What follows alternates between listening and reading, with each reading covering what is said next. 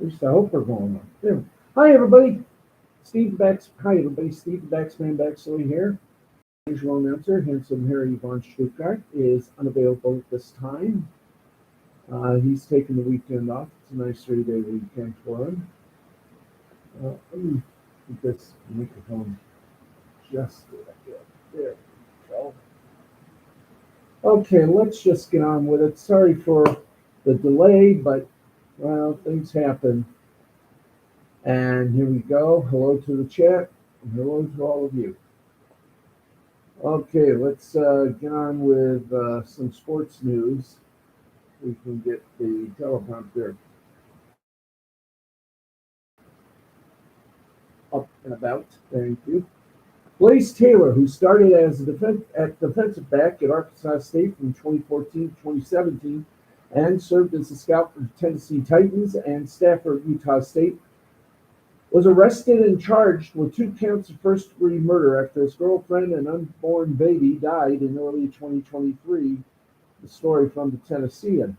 Jade Benning, the girlfriend of Taylor, was transported to Vanderbilt University Medical Center on February 23rd after Taylor called 911. Hey, Mac, Ed, and Eddie, how you doing? To report that she was having some sort of allergic reaction.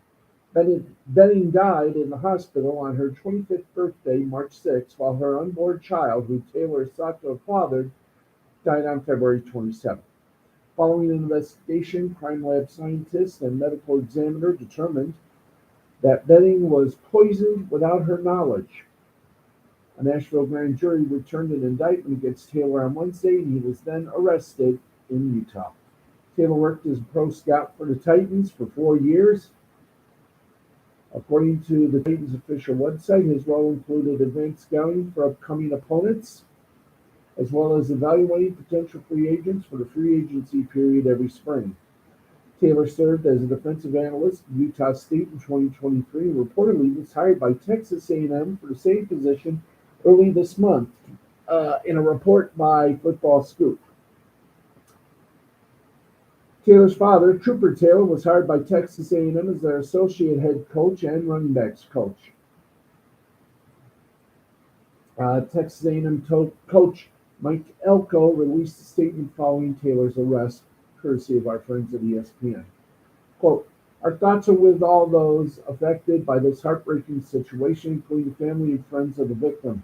It's essential to allow the courts to handle this situation with the diligence and fairness it demands. We also would like to extend our prayers and support to Coach Trooper Taylor, Dr. Evelyn Taylor, and their family as they navigate this extremely difficult time, and we join them in that particular fatality." Matt Ed and Eddie is doing well. Hey, you got your Twitch banner and icon today. Fantastic, dude. Hopefully I will do the same when we start in a couple of weeks in the studio. It is getting a total revamp, and it's going to look good. It's on your Twitter. I'll have to check that out. Okay, and the free agency, overreactions, radical, and everything else. Here we go. The first week of free agency has been completed, and with plenty of moves around the National Football League that resulted in one of the busiest weeks of transactions in recent years. Kirk Cousins went to the Atlanta Falcons. Saquon Barkley went to the Philadelphia Eagles. Christian Wilkins went to the Las Vegas Raiders. Now, those were just a few moves that highlighted the free agent signings, some of which sparked some more overreactions around the league. Which of the top signings and lack of moves deserved overreactions, and which deserved a true reality check? Falcons are a Super Bowl contender with Kirk Cousins. Damn overreaction. Falcons are a better team with Cousins at quarterback, the missing piece Atlanta needed to win the NFL South the last few seasons. Atlanta had a contending team in the division last year, but quarterback performance between Desmond Ridder and Taylor Heineke kept them from winning the division. Now, with Collins as quarterback, the Falcons are certainly division title contenders, in a very weak NFC South. Atlanta also added Calvin Ridley and Rondell Moore to an offense that already has Bijan Robinson, Kyle Pitts, and Rick London at the skill positions. The Falcons also have one of the best run blocking offensive lines in football. Are they a Super Bowl contender with this game? There's still teams in the NFC that are more playoff tested and better than Atlanta. We'll just have to wait and see. Are the Giants better off without Saquon Barkley? Reality, yes. They built a team around Barkley over the last 6 years, but haven't had a playoff win and a 34-64-1 record to show for it. They were wise to move on for Barkley, not make an offer, and allocate their money elsewhere. You don't need to go anywhere else for that statement. Are the Eagles better with Saquon Barkley? In a word, sometimes. Yeah, the Eagles actually paid a running back, giving Barkley a 3-year deal and making him the first 3-down back the franchise has had since LaShawn McCoy. Barkley doesn't have, of course, the explosiveness he had in his early days for the Giants, but he still passes. Yeah, he also has big play capability and is an added asset in the passing game. And Kellen Moore will actually utilize him in that role, which ain't bad. Philly still has Barkley in his prime for at least 2 years, having him in an offense with A.J. Brown, Devontae Smith, and Dallas Goedert as the top targets for Jalen Hurts. The Eagles are a Super Bowl contending window, and they want to take advantage of that. The Bears should keep Justin Fields past the NFL draft. Are you nuts? Bears haven't been able to find any suitors for Fields during the first week of free agency, as teams that needed starting quarterbacks found other options. While other teams are still at the top of the draft. I just got the teleprompter killed off. Oh, lovely. There we go. Thank you. I'll just read it like this. What the heck? While other teams at the top of the draft, the Denver Broncos still need a starting quarterback. Fields may have to sell for being a backup quarterback in 2024, but even those teams with the ideal number 2 quarterback situations for him are filling up. The Seahawks traded for Sam Howell, and the Eagles traded for Kenny Pickett. The Steelers are an option for Fields as a backup to Russell Wilson. Now, Chicago can't hold out for a higher offer for Fields. That option likely isn't there, and the Bears can't go into 2024 with Fields and the number 1 overall pick. He's going to be a quarterback. The Bears just need to move on now. Cowboys are wise, sitting out the early portions of free agency. Yeah. Nah, I don't think so. How exactly did the Cowboys get any better this week? I mean, Dallas is rarely a player in free agency, but the Dak Prescott conundrum is preventing the franchise from improving other areas of the roster. They lost Tyrone Smith, Tyler Biadasz, Lawrence Armstrong, and Tony Pollard already, while Stephon Gilmore and Jaron Kersey are still free agents. Michael Gallup and Leighton Vander Esch aren't on the roster. Also, a strange way to put things, but nonetheless. Cowboys never offered Derrick Henry, and their lone free agent signing was Eric Kendricks. Meanwhile, the Commanders went on a free agent spending spree to improve their roster, while the Eagles added Barkley, Bryce Huff, and C.J. Gardner-Johnson. Dallas is still a playoff team, but that's about all they can do. With the right pieces, maybe they can get back the glory that they have since lost. We just have to see what happens, and if the time has come for Jerry Jones to cut his losses and just move on. Move on, brother. Move on. There we go. Okay, we're going to go on till about 12:45, so we can get our hour show on the mark. In other NFL news, well, had to happen. But Stephon Diggs of the Buffalo Bills gives another indication he wants out of Buffalo with a cryptic post. That's right. The NFL free agency could not go a week without a cryptic post by Stephon Diggs. Buffalo Bills wide receiver might have indicated that he wants out of Buffalo again with an interesting social media post that could determine his future with the organization he called home for the last 4 years. And it says on his X or Twitter or whatever they're calling it nowadays, ready for whatever, or whatever never comes. To make things even more interesting, Diggs changed his Twitter bio to a picture of him waving goodbye, which could indicate his last time playing for the Bills. Diggs sent out a post with a heart emoji earlier Friday, which may be another indication that he's done in Buffalo.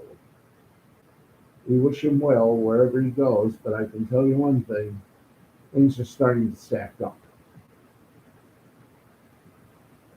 Juwan Howard, one of the finest of the Big Five, of the Fab Five. Well, he tried his hand in coaching, and well, didn't do good this year. In fact, he got boot canned today. In mid-February, with Michigan stumbling through Big Ten play and well on its way towards a losing season, Wolverines athletic director Ward Manuel gave embattled coach Juwan Howard a tepid vote of confidence in a conference call with reporters. Quote, I continue to support Juwan in the effort to turn this around. It would be fair to say I have not really thought about any changes in our men's basketball program at this time. Unquote. Michigan was 8-17 at the time, and then lost 7 straight to finish the season after Manuel's public remarks on Friday, and reversed course, firing Howard after 5 not-so-good seasons, and just 2 days after a season-ending loss in the Big Ten tournament that dropped the Wolverines to 8-24. So, who's next? Who wants to be? Ladies and gentlemen, it's time to play. Who wants to be Michigan basketball coach? Let's take a look at the candidates. FAU coach Dusty May. Now, May could be, and perhaps already is, going to be the most sought-after candidate this carousel season. Should he leave Florida Athletic with Louisville, Hollis, now Michigan after him? May led FAU to the Final Four season and helped set a single-season school record with 35 wins. May is now 25-67 since taking over the Owls program in 2018. Amir Abdur-Rahim, University of South Florida coach. South Florida won the American Athletic Conference regular season title in Abdur-Rahim's debut. A mere year, mind you, removed from the 14-18 effort. A strong contender to win National Coach of the Year, he also helped turn around Kennesaw State from a 1-win team in 2019-2020, his first season, to an NCAA tournament team with 26 wins in 22-23.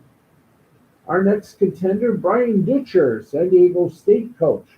Should Michigan look to connect with its history once again, like they did with Howard, Dutcher could be a fine successor by engineering some nostalgia for the Wolverines faithful. San Diego State coach previously coached in Ann Arbor as an assistant to Steve Fisher. To Steve Fisher's staff that won a national title in '89, was a key part of recruiting and developing those early 1990 teams, which included the Fab Five. Dutcher's been at San Diego State since 2017 with a 174-56 overall record, coming off a Final Four appearance last season. Darian DeVree, coach of Drake. DeVree took over at Drake in 2018 and is yet to win fewer than 20 games in a single season. The Bulldogs coach was a longtime disciple on Greg McDermott's staff at Creighton and is now taking his team to consecutive NCAA tournament appearances for the first time in school history. How about this? Anthony Grant, of Dayton. 10-year assistant on Billy Donovan's staff in Florida, Grant blossomed into a known and valuable commodity as a head coach with his stint in Dayton the last 7 seasons, resulting in a 148-71 record. Grant was also the architect of the Flyers team in 2019-2020 that went 29-2 and was poised to make a deep NCAA tournament run before its cancellation.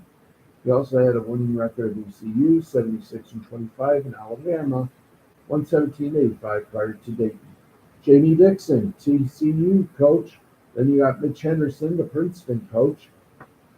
Folks, you know as well as I do, the Michigan basketball team needs someone that understands what the heck is going on. So we'll just see what happens and give you all the stories first here on Steve's Sporty Balls.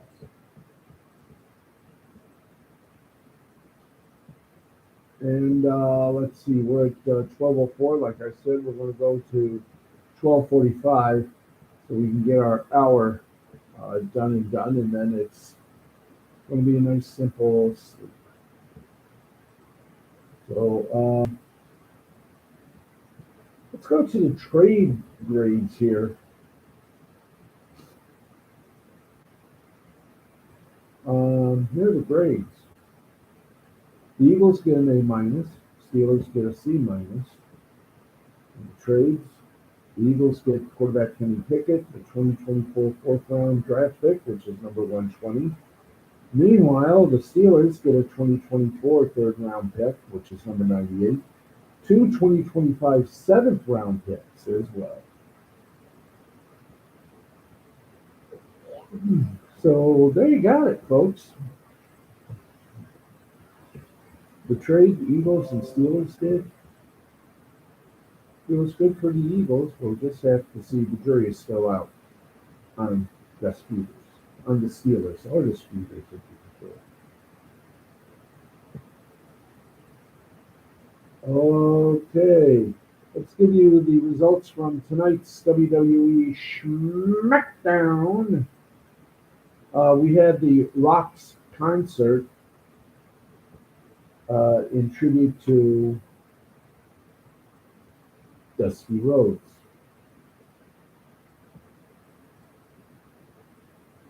Here's what else happened on SmackDown. Legado del Fantasma, Angel Garza and Humberto Carrillo, thank you, defeated LWO, Joaquin Wilde, and Cruz del Toro via pinfall. After hitting a pop-up soccer kick, Legado del Fantasma advanced to the second round of a qualifier for the tag team title six-pack ladder match at WrestleMania 40. AJ Styles hit LA Knight with a steel chair from behind and accepted his challenge for a match at WrestleMania. Jimmy Uso accepted Jey Uso's WrestleMania challenge in an intense backstage promo. Randy Orton defeated Grayson Waller via pinfall after hitting an RKO. Kevin Owens saved him from a post-match attack by Austin Theory and Logan Paul. Orton nearly struck Owens with an RKO by mistake, but they got on the same page quickly. Logan Paul will defend the U.S. title against Owens and Orton in a triple threat match at WrestleMania. SmackDown GM Nick Aldis announced. Santos Escobar defeated Dragon Lee via pinfall. After landing the Phantom Driver, Rey Mysterio saved Lee and Carlito from a post-match beatdown before challenging Escobar to a one-on-one match next week. New Catch Republic, Pete Dunne and Tyler Bate defeated Pretty Deadly, Elton Prince, and Kit Wilson via pinfall with a double burning hammer. They advanced to the second round of the tag team qualifier against Legado del Fantasma. Roman Reigns and Cody Rhodes will go face-to-face next week. Bayley defeated Dakota Kai via DQ after being attacked by Damage Control. Naomi tried to rescue Bayley but was overwhelmed by the numbers. And there you go. That was tonight's SmackDown. And now aren't we glad Fox is about tired of them? Good luck to Next Star.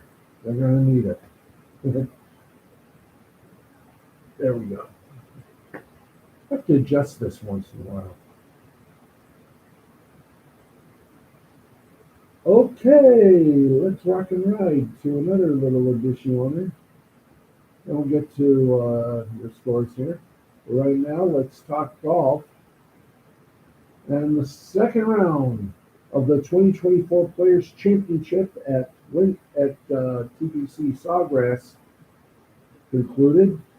Second round started in curious fashion as world number one Scotty Scheffler injured his neck early while attempting to challenge for the lead. The defending champion at TPC Sawgrass was able to finish his second set of 18 holes and remains in contention at 8 under par. But he will enter moving day far removed from 36-hole leader Wyndham Clark at 14 under. The U.S. Open champion fired his second straight 65 to take firm control of the championship. Clark's play continues the trend of his game, elevating on golf's biggest stages. A major champion and a winner of 2 signature events at major venues like Quail Hollow and Pebble Beach, Clark has a chance to add what has been a career-altering year with a win at the Players.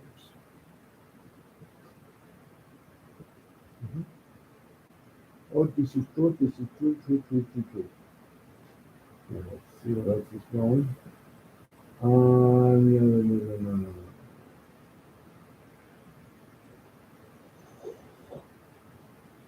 Okay, more NFL news. We've got a lot of NFL, a lot of golf, and a lot of college basketball. So let's.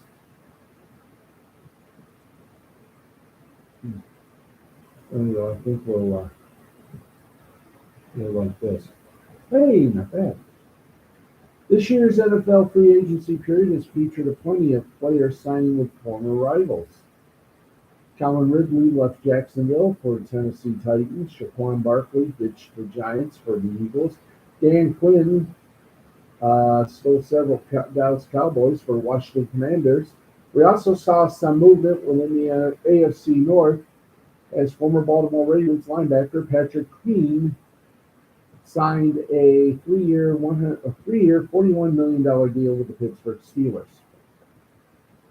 Queen is one of just 6 players to record at least 450 combined tackles and 10 sacks in the last 4 seasons, after recording 133 combined tackles, 3.5 sacks, 6 passes, defense, and 1 interception in 2023. Queen earned his first Pro Bowl and All-Pro selection. And he is going to, as he says, embrace his role as a villain.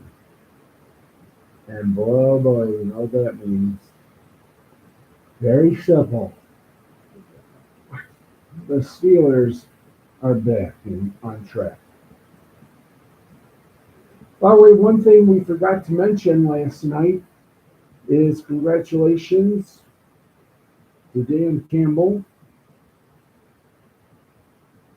because he, and I think most of the Lions brass, were given extensions. So congratulations. The Lions are a believable team again. You'll do it.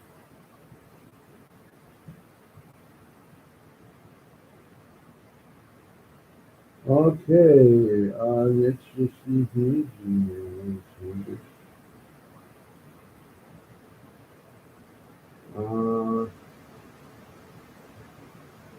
Itchy. We're ready? Okay, we should be.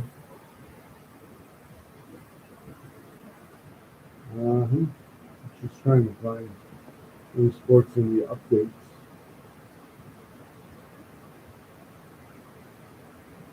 Okay, excuse me. We're at 12:12 right now, and we're about 6 minutes away from the half of our show. Let's see. The Washington Post is reporting that the college football playoff, folks, Nine football subdivision conferences in Notre Dame agreed Friday to a new contract with ESPN that begins in 2026 and outlines revenue distribution and protections related to future college football playoff, according to reports. Friday's memorandums of understanding guarantee the new playoff will have at least 12 teams, with the champions of the ACC, Big Ten, SEC, Big 12, and the highest ranked group of five champions earning automatic playoff berths, according to Yahoo Sports. Notre Dame can earn an at-large spot, an at-large spot based on its CFP ranking, though that guarantee is dependent upon the number of automatic qualifiers in the finalized format. Big Ten and SEC, whose teams have had the greatest success in the playoffs' 10-year history, have distanced themselves from other conferences through increased revenue streams and recent expansion. Friday's deal guarantees at least five conferences will have annual access to the playoffs through 2031, though the Big Ten and SEC will exercise significant control over the final playoff format. You got your own mini college football version of the Mafia. Okay. Let's hit up awful announcing for a little bit of retail bit of news.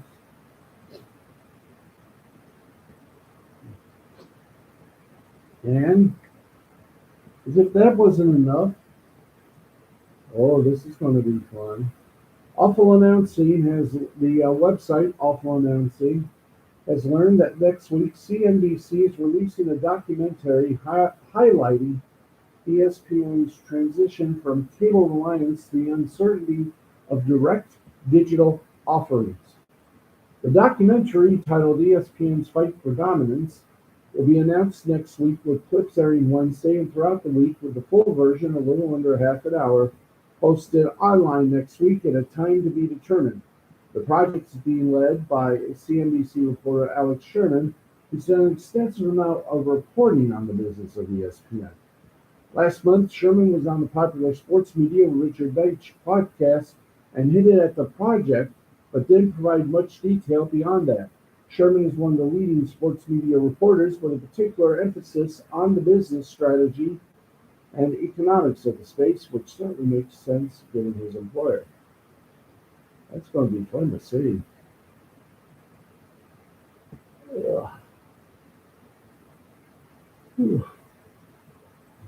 Let's keep going, then we'll wrap it up with the scores.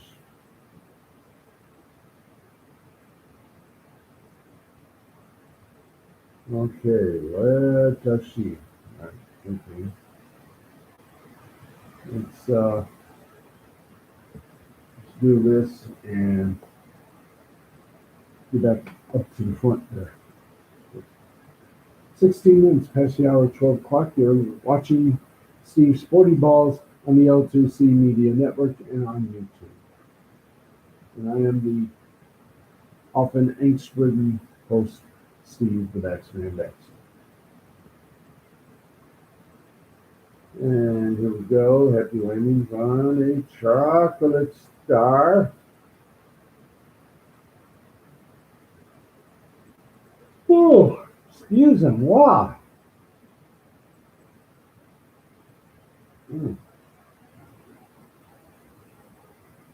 Okay, let's look for some more things to hit upon. If not, we will go back with the media stuff.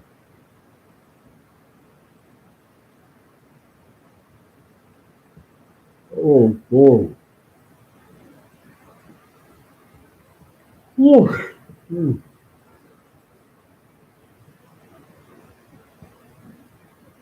Okay, let's return back to our media segment here.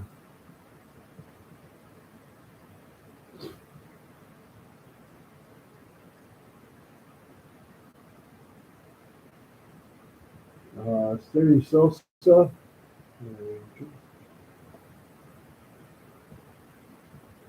Where is this thing coming from? Hold on. Sorry about that. 16 Trying to figure out. Oh, oh. No wonder. I'll get this fixed for you in a bit. Get with me. There we go. Right there. Right. Now we're good. Barstool host. Oop, yes, indeed. Oof. For years, Barstool host Jersey Jerry Guilfone has nurtured a beef with actor and producer Kelly Connolly over a business deal gone bad. This week, Kelly Stafford, wife of Super Bowl champion quarterback Matthew Stafford, revealed a potentially fraudulent situation between herself and Connolly in 2022. Guilfone exposed the problem between Stafford and Connolly on X days after explaining his personal beef with the former Entourage star on the unnamed show from Barstool Sports. Stafford hosted her morning after podcast for Connolly's Action Park Media during her husband's first season with the LA Rams. In a message to Guilfone that he shared on Friday, Stafford explained that Connolly never paid her the proceeds from a merch drop. Rather than suing him and generating negative publicity around her media career, Stafford told Guilfone she simply fired her RSS feedback from Connolly and moved on from the production deal. Guilfone posted on X, "He's a fraud, always has been, always will be." Um, Explaining his own issues with Connolly on the unnamed show, Guilfone said he worked with Connolly early in his media career doing golf and betting content. After signing a $50,000 deal with Connolly, the actor fired Guilfone's co-host and cut short Guilfone's contract. You are watching a live sort of demoing here as we try to bear with the musicians.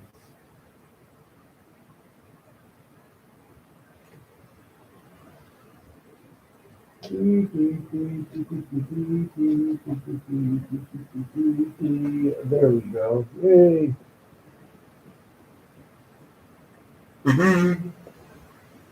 Okay, explain. Guilfone believes Connolly owes him $35,000 for the remainder of the contract. Stafford wrote in the message to Guilfone that she similarly believes Connolly should be punished for withholding revenue. The beef reemerged this week after Connolly appeared on a Spittin' Chicklets golf video in which Connolly was a guest. Since Guilfone explained his issues with Connolly, Spittin' Chicklets host Paul Bissonnette and Ryan Whitley announced they would remove the video. Ooh. So it tells me we haven't heard the end of this.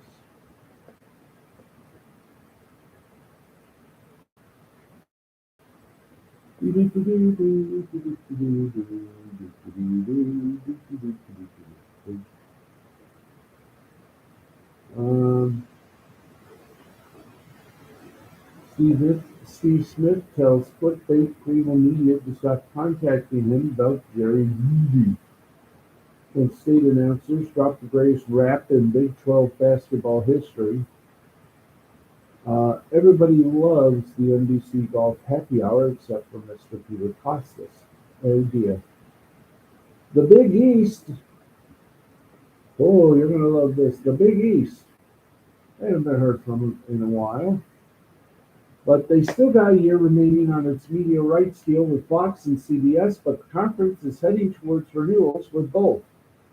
For Puck's John Oren, this man's got everything. The Big East is making a lot of progress on renewing with its two incumbent partners. But more interestingly, Arland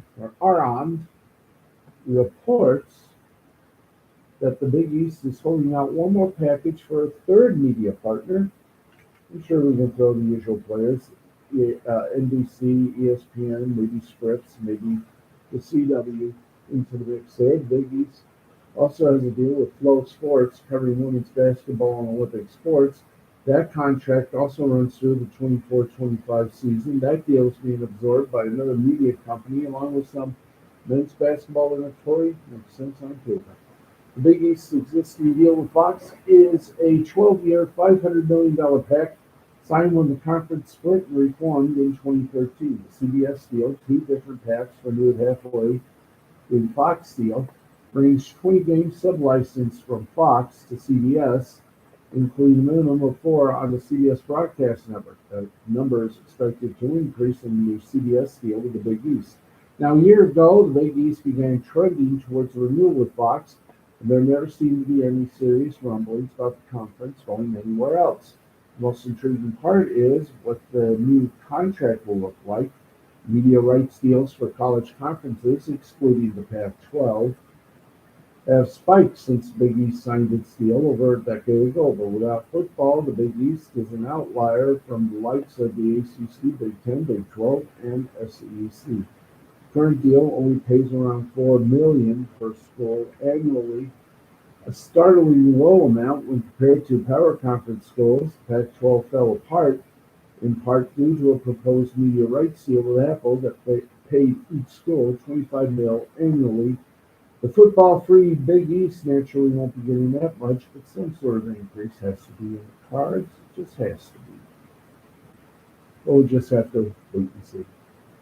24 minutes past the hour of 12 midnight. Midnight at the Oasis continues. And I think it's cutting it at 12:45 because I am feeling a little sleepy. We'll cut it in 10 minutes at our usual time zone.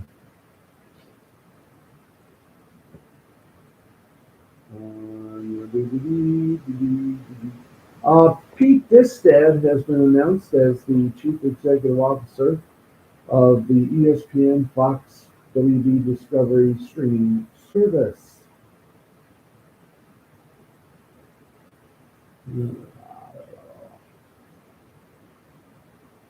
Ooh.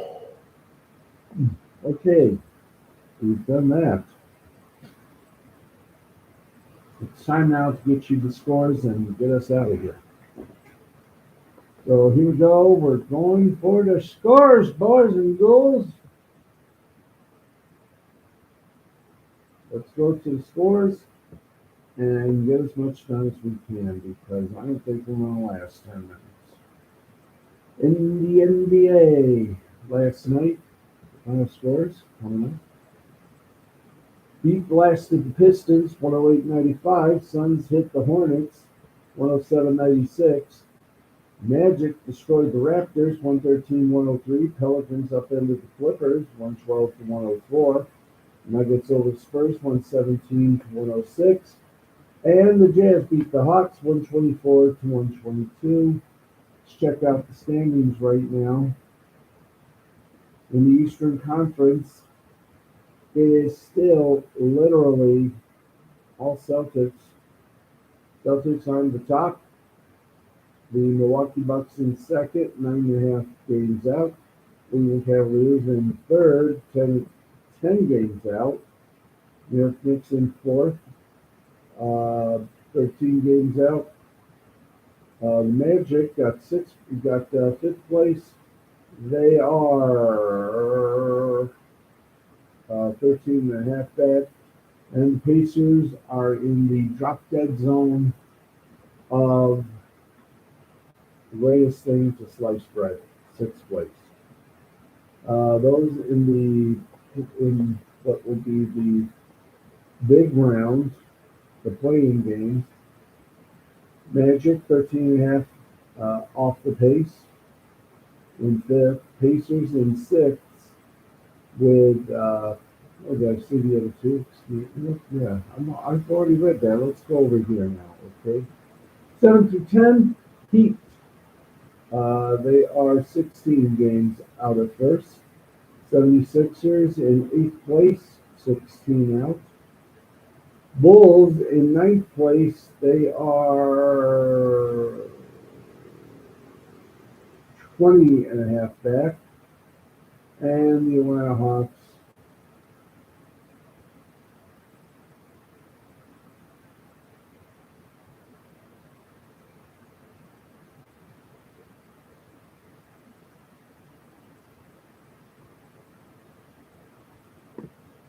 Okay, there we go. Very pretty. Nets in 11th, Raptors in 12th, Hornets in 13th. Pistons are now no longer the worst team. That belongs to the Wizards.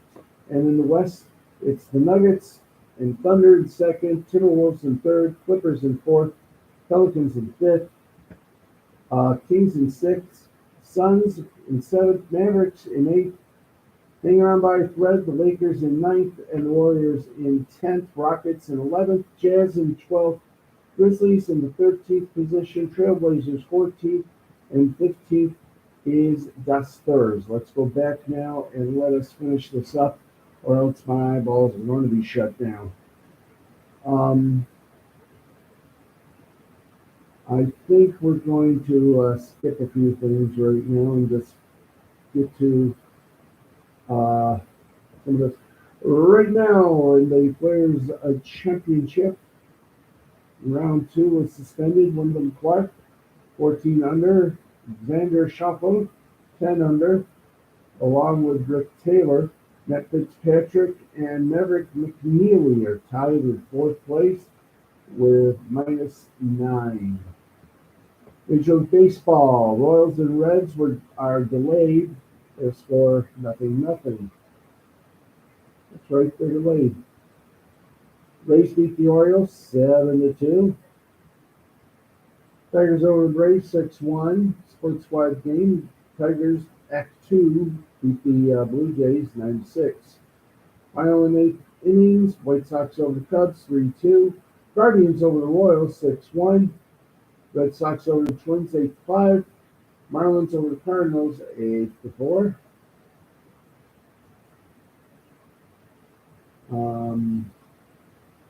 Okay. Astros over the Phillies 5-3. Nationals over the Mets 7-3.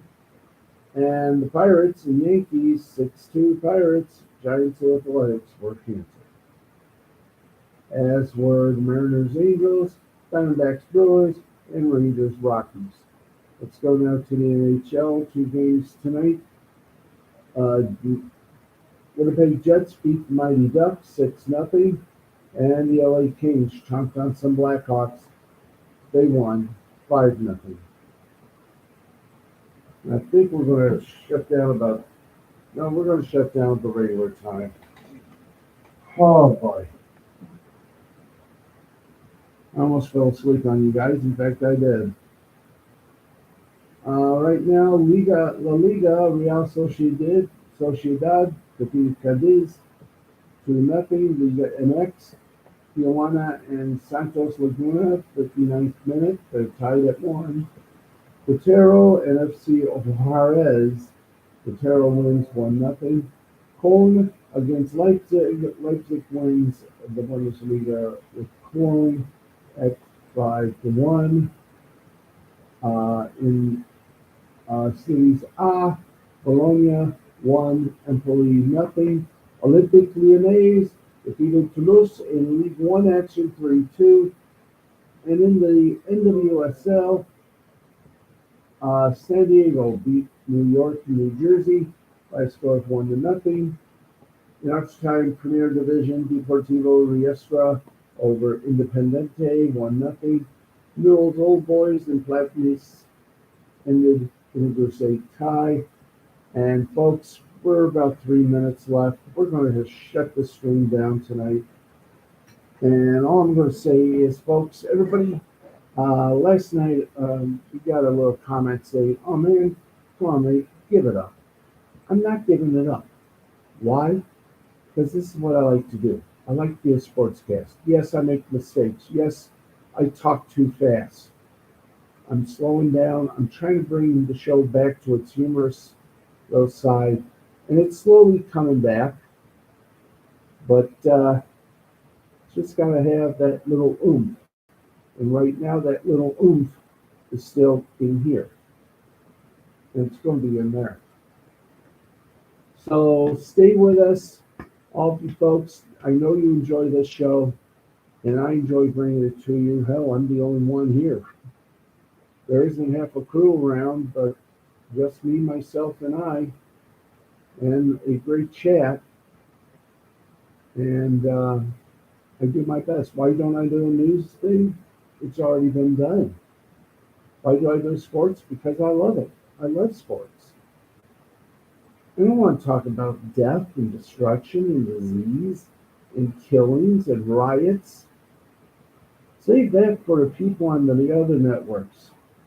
I'd rather talk sports. I'd rather do entertainment. I'd rather combine them into one big gelatinous lump. And that's what I do. This is the third year I've done this. And granted, may not be the best, but it is something. It's entertaining and it makes people laugh. Especially when I fall asleep on live internet. I'll never live that down, nor this tonight. But I thank you all very much for putting up with me. We will be back Saturday with another wacky edition of Steve's Sporty Balls, 11:35 p.m. Eastern Time. Sorry for the delay, and that's going to wrap it up for us. I've had a very long day, so I'm going to wish you good night, and I'll see you all tomorrow night at 11:35.